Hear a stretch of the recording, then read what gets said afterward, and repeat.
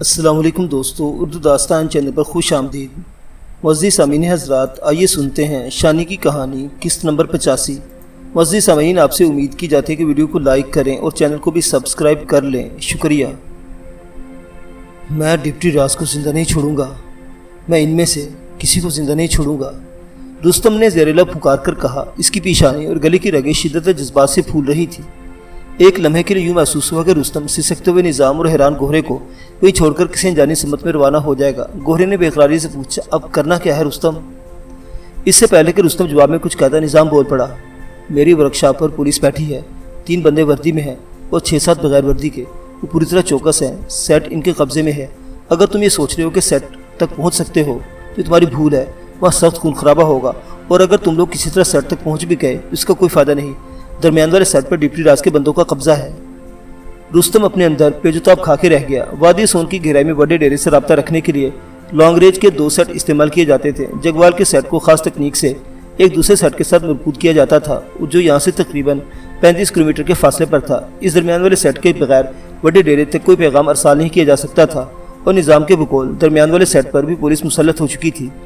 اگر نظام کی بات درست تھی تو پھر ورکشاپ پر ہلہ بولنے کا کوئی فائدہ نہیں تھا۔ رستم زخمی شیری کی طرح جیپ کے ارد چکرا کر رہ گیا، پھر تھوڑی سی کوشش کر کے اس نے خود کو سنبھالا اور جیپ میں دوبارہ نظام کے پاس آ بیٹھا۔ گوہرا باہر ہی کھڑا تھا۔ نظام نے ایک بار پھر بلکتے ہوئے کہا، میں مجبور ہو گیا تھا، میں اولاد کی محبت میں لاچار ہو گیا تھا، تم جانتے ہو میں ایسا نہیں تھا، لیکن مجھے ایسا کرنا پڑا، کاش مجھے اس سے پہلے موت آ جاتی، میں یہ سب کچھ دیکھنے کے لیے زندہ نہ ہوتا۔ وہ ایک بار پھر بے حد اضطراب کے عالم میں اپنا سر جیپ کی نشست پر پٹکنے لگا۔ رستم نے سگریٹ سلگانے کا ارادہ کیا، لیکن یہ سوچ کر کہ سگریٹ کی روشنی خطرناک ہوگی، سگریٹ مسل کر پھینک دیا۔ اس نے کئی بار اپنے سر کے ترچھے ہوئے بالوں میں انگلیاں چلا کر خود کو نارمل کرنے کی کوشش کی، تب نظام سے مخاطب ہو کر بولا، مجھے تفصیل سے بتاؤ سب کچھ۔ نظام نے کراتے ہوئے کہا، ڈپٹی ریاض تم لوگوں کی سوچ سے زیادہ خطرناک بندہ ہے، مجھے بالکل نہیں پتا کہ مجھ تک کس طرح پہنچا ہے۔ تم سب جانتے ہو کہ میں اس معاملے میں کتنی احتیاط کرتا تھا۔ ورکشاپ کے جس تہخانے میں وائرلیس سیٹ ہے وہاں بالکل الگ تھلگ ہے، وہاں بس ڈیزل انجنوں کا بیکار سامان پڑا ہے، میرے اور میرے چھوٹے بھائی انعام کے سوا آج تک وہاں کوئی نہیں گیا۔ پھر بھی پتہ نہیں کس طرح پولیس کو خبر ہو گئی۔ پہلے ڈپٹی راز کا ایک سب انسپیکٹر موہلا میرے پاس آیا تھا، اس کے ساتھ پولیس کے 8-10 بندے تھے۔ انہوں نے مجھے ورکشاپ میں ہی چھاپ لیا اور سیٹ تک پہنچ گئے، لیکن میں نے ان کو فریکوینسی بتانے سے انکار کر دیا۔ انہوں نے رات بھر مجھے برف کی سل پر لٹایا اور میرے بازو پر ڈنڈے مارے۔ یہ دیکھو میرے پاؤں۔ نظام نے اپنے پاؤں دکھائے، وہ سوجے ہوئے تو نیل پڑ چکے تھے۔ وہاں سے پوچھ کر بولا، اگلے دن ڈپٹی ریاض نے لاہور میں نرسنگ ہاسٹل سے میری جمیلہ کو اٹھوا لیا، اسے زنانہ پولیس کے حوالے کر دیا۔ چند گھنٹے بعد وہ انعام کو بھی ساتھ والے گاؤں سے پکڑ کر ورکشاپ لے آئے۔ اب میں زیادہ تفصیل کیا بتاؤں، بس یہ سمجھو کہ جمیلہ کے پکڑے جانے کے بعد میرے پاس ان کس کے سوا کوئی چارہ نہ رہا کہ میں چپ چاپ پولیس والوں کو یہ بات مانتا چلا جاؤں۔ ڈپٹی ریاض سادہ کپڑوں میں خود جگوال آ گیا تھا۔ اس نے اپنے سامنے سیٹ پہ میری بات لالا فری سے کروائی اور مجھے سب کچھ لالا سے کہنے پر مجبور کیا جو وہ چاہتا تھا۔ مثلاً کیا؟ وہ چاہتا تھا کہ لالا فری تو اس کے سارے ساتھی بڑے ڈیرے سے نکل کر پانڈو درے کی طرف آ جائے۔ اس نے میرے منہ سے بات لالا تک پہنچائی کہ پانڈو کی طرف پولیس کی نفری نہ ہونے کے برابر ہے، اور یہ کہ سنگوال برادری کے مسلح جتھے نے پانڈو کی طرف سے پولیس کا گھیرا توڑنے کا پروگرام بنایا ہے۔ اگر اندر سے لالا اور اس کے ساتھی کوشش کرے تو بڑی آسانی سے پولیس کے گھیرے سے نکلا جا سکتا ہے۔ ڈپٹی ریاض کے کہنے پر میں نے یہ بات بھی لالے فرید اور حسن تک پہنچائی ہے کہ کل میں دوبارہ رابطہ کروں گا اور بتاؤں گا کہ سنگوالیوں کا جتھا ٹھیک کس وقت کس جگہ اور کتنے بندوں کے ساتھ ہلہ بولے گا۔ یعنی اس وقت لالے اور اس کے ساتھیوں کو بھی پانڈو درے پر موجود ہونا چاہیے۔ رستم کے چہرے پر نظر آنے والی تشویش ذرا سی کم ہوئی۔ اس نے کہا، اس کا مطلب ہے فائنل پروگرام ابھی طے نہیں ہوا؟ ہاں تم کہہ سکتے ہو، ابھی ایک بار مزید لالے سے بات ہوگی، اس کے بعد ہی وہ لوگ پانڈو کی طرف آئیں گے، لیکن یہ ضروری بھی نہیں، ہو سکتا ہے کل کا دن انتظار کرنے کے بعد وہ لوگ خود ہی پانڈو کی طرف چل پڑیں۔ رستم اور گوہرے کے چہروں پر ایک ساتھ سوچ کی لکیریں ابھری۔ رستم نے کہا، نظام تم خود بھی تو سمجھ سکتے ہو کہ جو کچھ تم کر رہے ہو یہ کتنا خطرناک ہے، سب کچھ برباد ہو کر رہ جائے گا۔ نظام کی آنکھوں سے ٹپ ٹپ آنسو گرنے لگے، چہرہ ان دو کی تصویر تھا۔ رستم نے گہری سانس لیتے ہوئے کہا، نظام کہ تم کسی طرح 1-2 دن کے لیے سیٹ کو ناکارہ نہیں کر سکتے۔ نظام نے بڑے کرب کے ساتھ نفی میں سر ہلایا۔ یہ بات میرے دماغ میں بھی آئی تھی، لیکن ایسا کرنے سے زیادہ کچھ فائدہ نہیں۔ اگر میں سیٹ میں خرابی ڈال بھی دوں تو وہ زیادہ سے زیادہ 1-1.5 دن کے اندر ٹھیک کروا لیں گے۔ ان کے پاس پولیس کا ہی ایک بڑا کاریگر بندہ ہے، اس کے لیے یہ سب کچھ کرنا بالکل مشکل نہیں ہوگا۔ الٹا نقصان یہ ہوگا کہ کسی طرح انہیں پتہ چل جائے کہ خرابی میں نے ڈالی ہے تو مجھ پر اور جمیلہ پر اور زیادہ سختی کریں گے۔ رستم کا دل گواہی دے رہا تھا کہ نظام ٹھیک کہہ رہا ہے اور اس کی زبان پر وہی کچھ ہے جو اس کے دل میں ہے۔ گوہرے نے رستم کو اشارے سے اپنے طرف بلائے دھیمے لہجے میں کہا، لالا ہسنا اور مراد صرف نظام کی بات پر یقین کریں گے، اگر ہم کسی طرح نظام کو واپس پولیس کے پاس نہ جانے دیں تو غلط پیغام لالے وغیرہ تک نہیں پہنچ سکے گا۔ تم ایک بات بھول رہے ہو، رستم نے جواب دیا، انعام بھی پولیس کے قبضے میں ہے اور کبھی کبھی وہ نظام کی جگہ لالے سے بات کر لیتا ہے۔ میرے ہوتے ہوئے بس ایک دفعہ ایسا ہوا ہے، گوہرے نے کہا، لیکن میرے ہوتے ہوئے 4-5 بار ایسا ہو چکا ہے۔ ابھی کچھ ہفتے پہلے بھی جب نظام بیمار تھا، انعام نے سیٹ پر بات کی تھی۔ پھر کیا ہو سکتا ہے؟ میری سمجھ میں تو ایک ہی بات آ رہی ہے کہ کسی طرح نظام سیٹ میں خرابی پیدا کر دے، زیادہ نہیں تو ہمیں 1-2 دن کی مدت ہی مل جائے، ہم ان دوران میں لالا وغیرہ تک پہنچنے کی کوشش کر سکتے ہیں۔ گوہرے نے تفہیمی انداز میں سر ہلایا۔ رستم بات جاری رکھتے ہوئے بولا، میرے دماغ میں ایک بات آ رہی ہے، اگر ہم کسی طرح اس جگہ پہنچ جائیں جہاں منحوس شکل والے سراجے کو کھڈ میں گرایا تھا تو ہمارا سفر آسان ہو سکتا ہے۔ تمہارا مطلب ہے لالے دی جان، وہی تنگ سرنگ والا راستہ، ٹھیک سمجھ رہے ہو؟ گوہرے کی آنکھیں چمک اٹھی، اسے رستم کی بات پسند آئی تھی۔ وہ دونوں دوبارہ جیپ تک پہنچے۔ نظام اب اٹھ کر بیٹھ گیا تھا اور کسی مخبوط الحواس کی طرح بار بار اپنی پیشانی مسل رہا تھا۔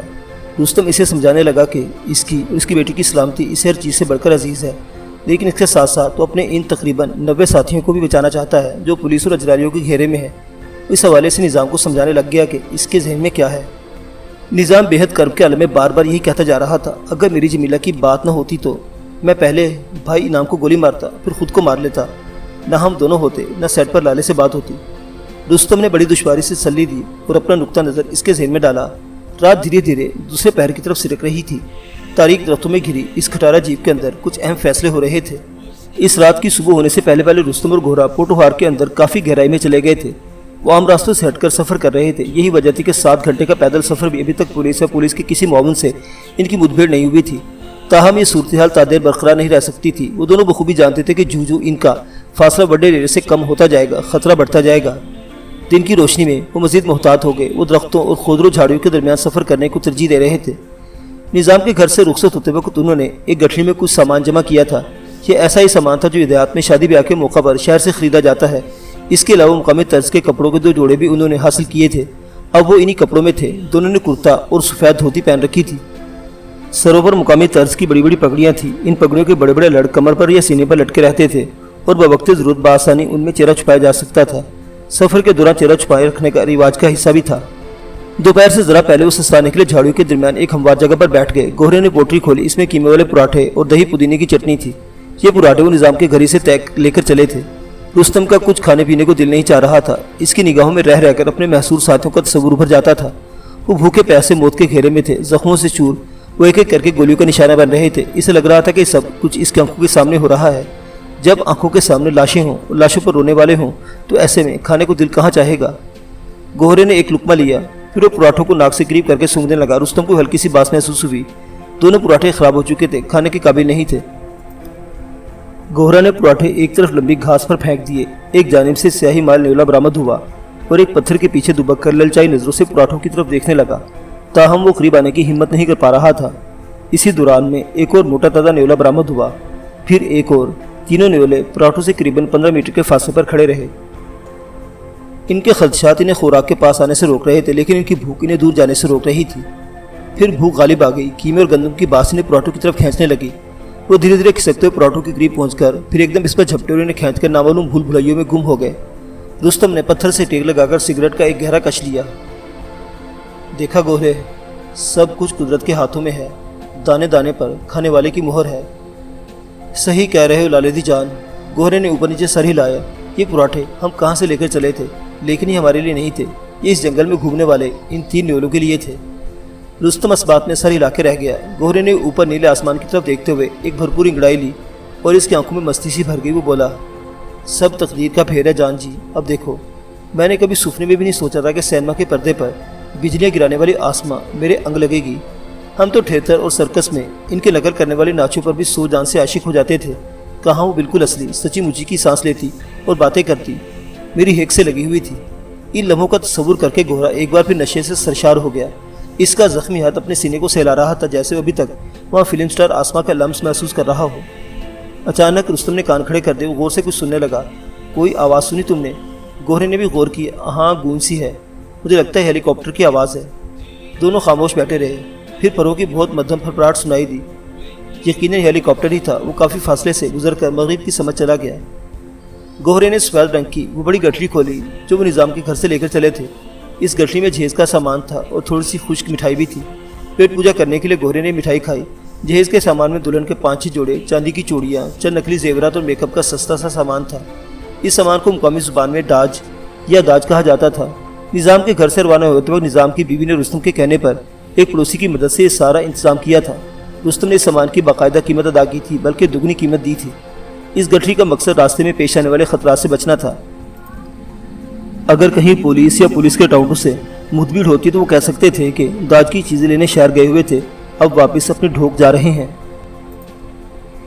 मैदे, घी और चीनी की बनी हुई ये मिठाई शक्करपारे कहलाती थी। गोहरा बड़ी रगबत से करीबन 1 किलो शक्करपारे खा गया। इसके बाद इसने एक लंबी डकार ली, चादर के नीचे पर पिस्तौल को टटोला और दरख्त के तने से टेक लगा ली। आखिरी औरत के बाद गोहरा आखिरी खाबे से भी मुस्तफीज हो चुका था। इसकी ज़िंदगी का सब्र बतदरीज मौत की मंजिल के करीब आ गया था, लेकिन वो बेखबर था, जैसे हर बशर होता है। अचानक नशेब से एक इंसानी आवाज़ सुनाई दी। अब तक के सफ़र में मुख्तलिफ जंगली जानवरों और परिंदों की आवाज़ें सुनाई देती रही थी, लेकिन ये पहली इंसानी आवाज़ थी। ये गाने की आवाज़ थी कि औरत दोहे के अंदाज में अपनी सुरीली आवाज़ बखेर रही थी। गाहे बगाहे एक मर्द की आवाज़ भी उसमें शामिल हो जाती थी। रुस्तम और गोहरे का तजस्सुस बेदार हुआ। उन्होंने फ़ौरन सिगरेट गुल किए और पत्थरों की ओर से नीचे नशेब में देखा। पहले तो कुछ दिखाई नहीं दिया, फिर ढलते सूरज की रोशनी में 3 अफराद नजर आए, 2 मर्द और 1 औरत। मर्दों के सरों पर पगड़ थे, वो मुकामी दिखाई देते थे। औरत भी मुकामी अंदाज की सिया मछली और कुर्ते में थी। वो कहीं से सफ़र करते हुए आए थे और खाना खाने के लिए नीम के पेड़ों के साए में बैठ गए थे। अहद कदीम से चला आ रहा है कि जब भी हजरत इंसान का पेट भर जाता है और जिस्म को थकन के बाद आराम महसूस होता है तो उसका दिल गुनगुनाने को चाहता है। गालिबन ये अफराद भी इस कैफियत के ज़ेर असर थे। गौर से देखने पर अंदाज़ा हुआ कि औरत ने एक परात को औंधा करके इसे तबला बना रखा है। तबला बजाने के साथ साथ वो गा भी रही थी। एक मर्द इसका साथ दे रहा था। रुस्तम ने गोहरे को इशारा किया कि इनके हाल पर छोड़ दिया जाए। गोहरे ने तायदी अंदाज में सर हिलाया, ताहम इसकी निगाहें बदस्तूर मर्दो जन पर रहीं। रात भर के सफ़र ने दोनों को कदरे थका दिया था। ज़रा सा सस्ता लेना बेहतर था। जगह हमवार और साफ सुथरी थी। दोनों लेट गए। मौसम गर्म था, ताहम टीले की बुलंदी को छूने वाली हवा तमाज़त को बढ़ने नहीं दे रही थी। रुस्तम को ऊँग आ गई। कुछ देर बाद इसकी आँख खुली तो साए पहले से लंबे दिखाई दिए। वो करीबन 1 घंटा सोया रहा था। गोहरा इसके पहलू में नहीं था। रुस्तम ने मुड़कर देखा। वो 10-15 कदम की दूरी पर एक चट्टानुमा पत्थर के पास खड़ा, और वो अकेला नहीं था। 1 घंटा पहले नशेब में नजर आने वाले 3 मर्दोजन इसके साथ थे। तीनों भकमंगों की तरह पथरीली ज़मीन पर बैठे थे। दोनों मर्दों ने घोड़े के सामने हाथ जोड़ रखे थे और किसी बात पर घिघिया रहे थे। दोनों मर्द गहरे सांवले रंग के थे। जवासाल औरत के कानों में चांदी के झुमके और हाथों में प्लास्टिक की बहुत सी रंग बिरंगी चूड़ियाँ थीं। 2 पटारियाँ, एक कैनवस का बड़ा थैला और 2 दर्द पैरों वाली बीनें भी इनके पास ही धरी थी। रुस्तम उठकर इनके करीब पहुंचा। वो तीनों कुछ और भी डरे हुए नजर आए। गोहरे ने कहा, लालेदी जान, मैं इनके पास नहीं गया था। ये खुद ही चकराते उस तरफ आ गए थे। इनकी हरकतें कुछ मशकूक लग रही थी। मैंने इन्हें यहाँ बिठा लिया। रुस्तम एक लम्हे में जान गया कि गोहरा हस्ब आदत झूठ बोल रहा है। औरत की कशिश इसे बहुत जल्दी अपनी तरफ खींच लेती थी। रुस्तम के सोने के बाद यकीनन इसने खुद ही पेशकदमी की थी और उनके पास जा पहुंचा था, या फिर जब वो रवाना होने लगे तो इन्हें घेर कर यहाँ ले आया था। अब वो इन्हें यहाँ बिठाकर इन पर रोब डाल रहा था। क्या कहते हैं? रुस्तम ने गोहरे से पूछा। गोहरे के बजाय दरमियानी उम्र का मर्द हाथ जोड़कर बोला, सरकार, असा झूठ नहीं बोल रहे, असा जोगी लोग हैं, कीड़ों की तलाश में फिर रहे हैं, हक हलाल की रोजी खाते हैं, चोरों चुके नहीं हैं साहब जी। गोहरा गर्जा, चोरों डाकों के माथों पर नहीं लिखा होता। फिर रुस्तम की तरफ देखकर मानी खेज अंदाज में बोला, क्यों लालेदी जान, चोरों डाकों के माथे पर लिखा होता है? क्या है इन पटारियों में? रुस्तम ने पूछा। जवासाल मर्द ने फौरन दोनों पटारियों के ढकने खोल दिए। दोनों में सांप थे। एक में 5-6 फीट का कोबरा था, दूसरे में एक मोटा तगड़ा और गैर जहरीला सांप था जिसे मुकामी जुबान में गवारा कहा जाता था। रुस्तम की निगाह जवासाल औरत पर पड़ी तो वो जरा सा चौंका। मर्दों की तरह औरत भी बहुत गरीब और मुफलूक हाल दिखाई देती थी। इसकी मैलिक चली कमीज इसके बाजू के नीचे से फटी हुई थी। इस फटे हुए हिस्से से इसका गदमी जिस्म और अंदरूनी लिबास का कुछ हिस्सा दिखाई दे रहा था। रुस्तम ने जल्दी से निगाहें फेर ली। फिर इसने घूर कर गोहरे की तरफ देखा। घोड़ा गड़बड़ा गया। रुस्तम ने इसे इशारा किया और एक तरफ ले गया। तुम्हें कहा भी था कि लोगों को इनके हाल पर छोड़ दे। रुस्तम ने नाराज सरगोशी की। गोहरा दाना लेचे में बोला, रुस्तम भाई, ये लोग यहाँ चप्पे चप्पे पर घूमते फिरते हैं। मैं चाहता हूँ कि हम इनसे ज़रा बातचीत करें। हमें पता चल जाएगा कि पुलिस का जोर किस तरफ है और हमारे लिए कौन सा रास्ता ठीक रहेगा। वो औरत के कपड़े कैसे फटे? रुस्तम ने अचानक सवाल किया। गोहरा मुस्कुराया। मुझे पता था कि तुम ये सवाल ज़रूर करोगे, तुम्हारे सर की कसम, मैंने कुछ नहीं किया, ये पहले ही फटे हुए थे। फिर ज़रा तुक्को से बोला, अब लालेदी जान, ज़रा ये भी गौर करो कि ये फटे किस जगह से हैं, जहाँ फ़ौरन से पहले मर्द की नज़र पड़े। इसीलिए तो मुझे शक हो रहा है इन पर। शायद ये ठीक लोग नहीं हैं। हो सकता है कि सांप पकड़ने के साथ साथ 2 नंबर काम भी करते हों। 2 नंबर करते हैं या 3 नंबर? मैंने तुमसे कहा था कि इस बखेड़े में ना पड़ो। मैं तुम्हारी रग रग से वाकिफ़ हूँ गोहरे। औरत के लिए बड़े नदीदे हो तुम। गोहरा जवाब में कुछ कहना चाहता था, लेकिन फिर रुस्तम का मूड देखकर चुप हो गया। वो दोनों फिर इन तीनों के पास पहुंचे। वो ज़मीन पर पाँव के बल बैठे थे। तीनों के चेहरे मुसीबत ज़दा दिखाई देते थे। इस मरतबा औरत ने हाथ जोड़ते हुए कहा, असा ने तुमसे झूठ नहीं बोल रहे सरकार, जो कुछ बताया सच बताया है। ये मेरा जेठ मुख्तार है, ये मेरा बंदा अनवरा है। असा गरीब और शरीफ लोग हैं। रुस्तम ने जवासाल औरत के जेठ मुख्तार से मुखातिब होते हुए पूछा, तुम जानते भी हो कि ये ख़तरनाक इलाका है, यहाँ हर तरह के लोग दंदनाते फिरते हैं। तुम दोनों इस जवान औरत के साथ यहाँ घूम रहे हो और गाने गा रहे हो। तुमने इसे गुलशन इकबाल समझा हुआ है। अचानक रुस्तम को एक मुख्तसर बीप सुनाई दी, जैसे कोई मोबाइल या वॉकी टॉकी पर सिग्नल वसूल हुआ हो। मोबाइल तो इस इलाके में काम नहीं करता था, फिर ये बीप किस चीज़ की थी? रुस्तम के हसास कानों ने वाज़ेह तौर पर महसूस किया था कि बीप की आवाज़ जवासाल औरत की तरफ से आई है। बीप की आवाज़ के फ़ौरन बाद ही औरत ने अपना हाथ एक गैर महसूस तौर पर अपनी मैली कुचाली ओढ़नी के नीचे सरका लिया था। यकायक रुस्तम को शदीद खतरे का एहसास हुआ। इससे पहले कि वो रद्दमल के तौर पर कुछ करता, इसकी आंखों के सामने बिजली सी कौंध गई। बिल्कुल गैर मुतवक्को तौर पर दरमियानी उम्र के शख्स ने अपने लिबास में से एक मौजू बरामद किया और इसका रुख रुस्तम के सर की तरफ कर दिया। खबरदार, वो बदले हुए लहजे में चिंगाड़ा, चालाकी दिखाई तो भून कर रख दूंगा। रुस्तम जहाँ का तहाँ खड़ा रह गया। दूसरा शख्स भी अपनी दोनों रानों के दरमियान हाथ डालकर वहाँ से पिस्टल बरामद कर चुका था। इसकी शलवार के नेफे में आजारबंद के बजाय इलास्टिक थी और इसने पिस्टल निकालने के अपनी शलवार के नेफे में हाथ डाला था। इसने पलक झपकते में गोहरा को कवर कर लिया। जवासाल औरत ने अपनी मैली कुचली ओढ़नी उतार फेंकी। इसकी शलवार में सामने की तरफ एक थैलीनुमा जेब थी। इस जेब में से इसने स्याह रंग का एक स्मार्ट सा वॉकी टॉकी निकाल लिया और खूनी नज़रों से रुस्तम और गोहरे की तरफ देखने लगी। हाथ ऊपर उठाओ तुम दोनों, दरमियानी उम्र का शख्स गरजा, जिस औरत का नाम मुख्तार ने लिया था। कुछ देर पहले उस पेरा नजर आता था, लेकिन अब वो सरतपा पुलिस वाला था। इसके लबो लहजा और अंदाज गवाह था कि वो पुलिस वाला ही है। इसने अपना मौज़ा दोनों हाथों में पकड़ लिया था, उंगली लबलबी पर थी। इसके तासुरात बता रहे थे कि वो रुस्तम की ज़रा सी जुम्बिश पर गोली चला देगा। गालिबन वो रुस्तम को पहचानने की कोशिश कर रहा था। रुस्तम ने गोहरे की तरफ देखकर ठंडी सांस भरी। अब खुश हो लाले जान, इसने गोहरे की नकल उतारी। गोहरे ने लापरवाही से सर झटका, जैसे कह रहा हो, ये दो भुचुंगड़ी और एक मुचुंगड़ी हमारा क्या बिगाड़ सकते हैं। अभी देखने तीनों एक बार फिर हाथ पांव जोड़ते और रहम की भीख मांगते नजर आएंगे। दरमियानी उम्र वाले शख्स ने अपनी कमीज के बगली जेब में से एक तय किया हुआ लंबूतरा कार्ड निकाला, जैसे रंगसाज कंपनियों के कलर शेड कार्ड होते हैं। रुस्तम ने देखा इस कार्ड पर बहुत सी छोटी छोटी तस्वीरें प्रिंट थीं। गालिबन ये वो खास इश्तिहारी और मफरूर मुलजिम थे जो पुलिस को दरकार थे। दरमियानी उम्र के शख्स ने कार्ड पर छपी हुई किसी तस्वीर का मुवाजना रुस्तम के चेहरे से किया। पहले इसने तस्वीर को देखा, फिर रुस्तम के चेहरे को, फिर तस्वीर को, फिर चेहरे को। ये अमल 3-4 बार दोहराने के बाद इसके चेहरे पर शदीद सनसनी नजर आने लगी। रुस्तम को यूं लगा वो पहले से कई गुना ज्यादा चौकस हो गया है। इसके नथने फूल गए और आंखें बिजली की सी तेजी से हरकत करने लगी। इसने तस्वीर अपने साथी को भी दिखाई और मायने खेज अंदाज से तीसरे साथी को देखा। दरमियानी उम्र के शख्स ने रुस्तम को मुखातिब करते हुए हिजानी लहजे में कहा, मैं स्पेशल ब्रांच के इंस्पेक्टर आसिफ हूँ और ये मेरा ASI बाजवा है और ये ASI फरखंदा चौधरी है। मेरा ख्याल है मैं तुम्हें पहचान गया हूँ। मेरा ख्याल है तुम यहाँ मौके पर मरने के बजाय खुद को कानून के हवाले करना पसंद करोगे। कब्र में जाने से जेल जाना तो बहरहाल बेहतर ही है। वो खुद को बाअतमाद और पुरस्कुन जाहिर करने की कोशिश कर रहा था, लेकिन इसकी बॉडी लैंग्वेज बता रही थी कि रुस्तम की दहशत ने इस पर क्या असर किया है और वो एक मजबूत शख्स होने के बावजूद आसाबी कशीदगी का शिकार है। रुस्तम बखूबी जानता था कि ऐसा मद्दे मुकाबिल ज़्यादा ख़तरनाक होता है। फिल वक्त पोजीशन ऐसी थी कि इंस्पेक्टर किसी गलतफहमी के सबब भी अपने मौजर की लबलबी दबा सकता था और यही अंदेशा इसके साथी की तरफ से भी था, बल्कि साथी ज़्यादा टेंस था। रुस्तम और गोहरा अपने हाथ बुलंद किए खड़े रहे। इनके जहन बहुत तेज़ी से इस सूरत हाल का हल सोच रहे थे। रुस्तम को पहचानने के बाद इंस्पेक्टर और सब इंस्पेक्टर एहतियात के तौर पर 2 कदम मजीद पीछे हट गए। उन्होंने रुस्तम और गोहरे पर यूँ निगाहें गाड़ रखी थी जैसे वो भाप बनकर उड़ जाएंगे या यकायक ज़मीन में समा जाएंगे। इंस्पेक्टर अपने साथी को मुखातिब करते हुए कहा, राब्ता करो, डिप्टी साहिब को बता दो कि 2 सांप पकड़े हैं हमने और अंदाज़ा यही है कि दोनों बड़े सांप हैं, दोनों किंग कोबरे हैं। ये फैसला कुन लम्हे थे। लेडी ASI अपने वॉकी टॉकी की तरफ मुतवज्जो हो गई। अगर वो एक बार ये पैगाम वायरलेस पर चला देती तो फिर पानी सर से गुजर जाता। इन्हें पैगाम चलने से पहले कुछ करना था, मगर सूरत हरगिज़ ऐसी नहीं थी कि कुछ कर सकते। मैं तुम्हें एक चीज़ दिखाना चाहता हूँ लाले जान, गोहरे ने कहा और हाथ नीचे करके 2 कदम सब इंस्पेक्टर की तरफ बढ़ा। खबरदार, खबरदार। सब इंस्पेक्टर वहशत से चिल्लाया और गोहरा के 2 कदमों के बदले 2 कदम पीछे पलटा। गोहरा गालिबन यही चाहता था। सब इंस्पेक्टर फासला बरकरार रखने के 2 कदम पीछे हटा तो इसका दाएं पाँव शेब में चला गया। वो गिरा तो नहीं, लेकिन बुरी तरह डगमगाया। गोहरे ने यह मोहलत काफ़ी समझी। वो काप की तरह सर झुकाया, सब इंस्पेक्टर पर झपटा और इसे रगेदता हुआ दूर ले गया। इंस्पेक्टर की तवज्जो फ़कत एक लहजे के लिए इस वाक़े की तरफ गई।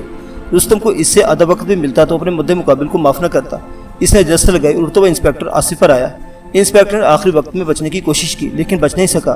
اس کے موزوں نے دھماکوں کے ساتھ 3 گولیاں اگلی لیکن وہ آسمان کی طرف پرواز کر گئی۔ رستم نے انسپیکٹر کی پستول والی کلائی جکڑ لی۔ انسپیکٹر کے ہاتھ میں ایک پتھر آ گیا۔ اس نے لیٹے لیٹے رستم کے منہ پر زوردار ضربے لگانا چاہی مگر وہ رستم کے چہرے کو چھو نہ سکا۔ رستم نے خود کو پیچھے کی طرف ہٹا کر خود کو اس کے وار سے بچایا۔ اس دوران میں رستم اپنی قمیص کے نیچے سے کولڈ پسٹل نکال چکا تھا۔ صرف 1 فٹ کے فاصلے سے اس نے انسپیکٹر کے سر پر 2 فائر کیے۔ انسپیکٹر کی کھوپڑی سے خون کی دھاریں بہہ نکلی۔ جس وقت گوہرا نے سب انسپیکٹر پر چھلانگ لگائی تھی، سب انسپیکٹر نے ایک گولی چلائی تھی۔ رستم کو خدشہ تھا کہ اس گولی نے گوہرے کو نقصان نہ پہنچایا ہو۔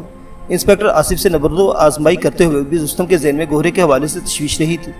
انسپیکٹر کے ہاتھ میں عدم آباد کا ٹکٹ تھمانے کے بعد رستم کو محسوس ہوا کہ اس کے حق میں کوئی بھاگا چلا جا رہا ہے۔ اسے لگا کہ یہ گوہرا ہے لیکن جب اسے مڑ کر دیکھا تو دل اچھل کر رہ گیا۔ یہ گوہرے کا مد مقابل سب انسپیکٹر باجوہ تھا۔ اس کے ہاتھ میں پسٹل تھا اور وہ رستم کو نشانہ لینے کی کوشش کر رہا تھا۔ رستم نے پھرتی سے کروٹ لی اور نیم مدہ سب انسپیکٹر کو اپنے اوپر کر لیا۔ سب انسپیکٹر نے رستم پر 3 فائر کیے۔ یہ فائر بدحواسی میں کیے گئے تھے لہٰذا تینوں رائگاں گئے۔ صرف ایک گولی انسپیکٹر آصف کے جسم میں کہیں لگی۔ رستم نے مدعا انسپیکٹر کے نیچے سے ہاتھ نکال کر گولی چلائی۔ پہلی گولی ہی سب انسپیکٹر کی پیشانی پر لگی۔ وہ بھی لڑکھڑاتا ہوا قریب رستم کے اوپر ہی آن گرا۔ اس کی پگڑی اچھل کر دور جا گری تھی۔ رستم نے خود کو بمشکل دونوں اہلکاروں کے نیچے سے نکالا اور گورے کی طرف آیا۔ گورا نے شیر میں اوندے منہ پڑا تھا۔ وہ مر چکا تھا۔ گولی سامنے سے اس کی شارک میں لگی تھی اور عقب سے گردن پھاڑ کر نکل گئی تھی۔ اس کے گردن کے عقبی حصے پر خون اور گوشت کے چند چھوٹے چھوٹے لوتھڑے نظر آ رہے تھے۔ گوہرا گوہرا رستم چلایا۔ اس کے آنکھوں میں خون اتر آیا۔ اس نے مڑ کر مردہ اہلکاروں پر 2 فائر مزید کیے۔ پھر ایک دم اس کا دھیان ان کی تیسری ساتھی کی طرف چلا گیا۔ رستم نے اہلکاروں کے سامان میں موجود لانگ رینج کی 7mm رائفل اٹھائی اور چند قدم بھاگ کر ٹیلے پر چڑھا۔ اسے لیڈی اہلکار دکھائی دی۔ وہ جان بچانے کے لیے تیزی سے دوڑتی ہوئی 1 فرلانگ دور پہنچ چکی تھی۔ نشیب میں اس کا سراپا مزید دور جاتا دکھائی دے رہا تھا۔ اس کا زندہ رہنا رستم کی زندگی کے لیے مزید خطرات کا باعث تھا۔ اس کے پاس واکی ٹاکی تھا جس پر وہ کسی بھی وقت اپنے محکمے کے لوگوں سے رابطہ کر سکتی تھی۔ اس نے رائفل کو پتھر پر ٹکایا اور خود کو پرسکون کرتے ہوئے جوان سال عورت کا نشانہ لیا۔ اس کی انگلی لبلبی پر پہنچی۔ اسے اپنے نشانے پر بھروسہ تھا۔ وہ جانتا تھا کہ اسے دوسری گولی چلانے کی ضرورت نہیں پڑے گی۔ جوان سال عورت کے بھاگنے کے انداز میں دنیا جہاں کا خوف سمٹا ہوا تھا۔ وہ گرتی پڑتی جا رہی تھی اور مڑ کر بھی نہیں دیکھ رہی تھی۔ اس کی چوٹی کھل گئی تھی اور بال بکھر گئے تھے۔ اسے مارتے ہوئے رستم کو افسوس ہو رہا تھا لیکن وہ یہ بھی جانتا تھا کہ یہ مارو یا مر جاؤ والا کھیل ہے۔ اس کی انگلی لبلبی پہنچی لیکن عین اس وقت اس کے حساس کانوں میں ایک بار پھر بیپ کی مدھم آواز سنی۔ اس نے چونک کر دیکھا۔ واکی ٹاکی سیٹ چند میٹر دور گھاس پر پڑا تھا۔ یقیناً فرخندہ نامی یہ پولیس اہلکار بدحواسی میں بھاگتے ہوئے سیٹ یہاں گرا گئی تھی۔ ہاں کبھی بدحواسی بھی زندگی کی ضامن بن جاتی ہے۔ رستم لیڈی اہلکار کو نشانہ بنائے بغیر اٹھ کھڑا ہوا۔ واکی ٹاکی کو نظر انداز کرتے ہوئے وہ ایک بار پھر گھوڑے کی طرف آیا۔ اس کی آنکھیں انگاروں کی طرف دیکھ رہی تھی۔ ان انگاروں کے اکھم میں آتشی آنسو تھے۔ اس نے گھوڑے کو سیدھا کیا۔ اس کی شارک سے بہنے والا خون اس کے سینے تک چلا گیا تھا۔ اس نے گھوڑے کا سر اپنی گود میں رکھا۔ اس کی آنکھیں بند کی۔ بے ترتیب دھوتی اس کی نیم مریا ٹانگوں پر برابر کی اور پگڑی کے پلو سے اس کا کھلا ہوا منہ باندھ دیا۔ دیکھ لیا نا منمانی کا نتیجہ۔ وہ گھوڑے کو مخاطب کرتے ہوئے بڑبڑایا اور 2-3 منٹ تک گمسم بیٹھا رہا۔ وہ زیادہ دیر یہاں نہیں رک سکتا تھا۔ اس نے گھوڑے کے لباس میں سے اس کی ذاتی اشیاء نکال لی۔ قریب ایک قدرتی گھڑا موجود تھا۔ رستم نے باری باری تینوں لاشیں اٹھائی اور گھڑے پر رکھ کر اوپر خشک ٹہنے اور گھاس پھوس ڈال دی۔ یہ عارضی انتظام تھا۔ وہ جانتا تھا کہ پولیس بہت جلد یہاں پہنچ کر تینوں لاشوں کو تحویل میں لینے والی ہے۔ اب ساری صورتحال اس کی سمجھ میں آ گئی تھی۔ ڈپٹی ریاض کی خاص ماتحت بھی اس کی طرح عیار اور ہیلا ساز تھے۔ ڈپٹی ریاض اپنے مخصوص انداز میں کام کر رہا تھا۔ اس کے لوگ بھیس بدل کر علاقے میں گھوم رہے تھے۔ یہ 3 کی ٹولی بھی ان میں سے ایک تھی۔ لڑکی نما عورت کو یقیناً چارے کے طور پر ساتھ رکھا گیا تھا۔ وہ جوان اور خوبصورت تھی۔ علاقے میں بھٹکنے والے آوارہ گردوں اور جرائم پیشہ لوگوں کے لیے ایسی عورت نعمت غیر مترقبہ کی حیثیت رکھتی ہے۔ سنسان ٹیلوں میں ایسی عورت کی دید کسی بھی جوان مرد کو اپنی پناہ گاہ سے نکلنے پر مجبور کر سکتی تھی۔ وہ ان ٹیلوں میں بھٹکنے کے ساتھ ساتھ گا بھی رہی تھی۔ اس گلوکاری کا مقصد بھی یقینی یہی تھا کہ ارد گرد کوئی شکار موجود ہے تو اس کی آواز کی کشش سے دام میں چلا آئے۔ پوشیدہ حصے سے لباس کا پھٹا ہونا بھی دام کا حصہ ہی تھا۔ رستم کو اس بات کا یقین ہو چلا تھا کہ ارد گرد کوئی اور پولیس والا موجود نہیں۔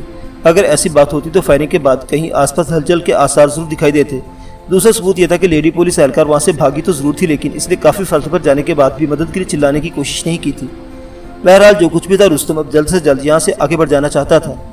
اس نے گھوڑے کا پسٹل گھوڑے کے ساتھ گڑھے میں دفن کر دیا تھا۔ گڑھے پر ایک الوداعی نگاہ ڈال کر اس نے جہیز کے سامان والی گٹھی اٹھائی اور آگے چل دیا۔ سانپوں کی دونوں پٹاریوں، بینوں اور اہلکاروں کے دیگر سامان پر طائرانہ نظر ڈالتا ہوا نشیب میں اتر گیا۔ اس کے قدموں میں خاطر خواہ تیزی تھی۔ رستم بے حد دشوار راستے پر بلا رکے سفر کرتا رہا اور آدھی رات کے قریب اس مقام تک پہنچ گیا جہاں سے چند روز پہلے اس نے شیطان صرف سراجے کو بلندی سے گرا کر موت کی گھاٹ اتارا تھا۔ اس مقام پر پہنچ کر چند دن پہلے کی ساری باتیں رستم کے ذہن میں گردش کرنے لگی۔ چند دن پہلے جب وہ اس مقام پر پہنچا تھا تو اکیلا نہیں تھا۔ इसके साथ चौड़े सीने और मजबूत बाजू वाला घोड़ा था। शिकरा चश्म सिराजा था और जवान सा लेकिन डरा सा फिदा था, जो शिकरा चश्म सिराजे को 5000 का नजराना देकर पुलिस के मोहल्ले घेरे से निकला था। सिराजे को मौत के घाट उतरते देखकर मजीद खौफजदा हो गया था और सर पर पाँव रखकर भाग निकला था। पता नहीं अब वो कहाँ था, लेकिन बाकी दो अफराद यानी घोड़ा और सिराजे के बारे में रुस्तम को पता था कि वो कहाँ है। वो कभी वापस न लौटने के लिए अदम आबाद में मुकीम हो चुके थे। अब रुस्तम ऐसे मुकाम पर था कि किसी भी वक्त पुलिस या पुलिस के मददगार अजरालियों से मुठभेड़ हो सकती थी। इन लम्हों में रुस्तम की शिकारी जानवर की तरह चुकन्ना और खतरनाक नजर आ रहा था। इसकी तमाम हिस्सियत पूरी तरह बेदार थी और कुर्ब जवार पर इसकी मुकम्मल निगाह थी। वो बखूबी जानता था कि इलाके में मौजूद पुलिस यहाँ इसकी मौजूदगी से आगाह हो चुकी है और हर तरह से हाई अलर्ट है। मुअज़्ज़िज़ सामीन हज़रात, रुस्तम की कहानियाँ भी जारी है। बकिया वाक़यात अगली किस्त में देखते रहिए उर्दू दास्तान। अल्लाह हाफिज़।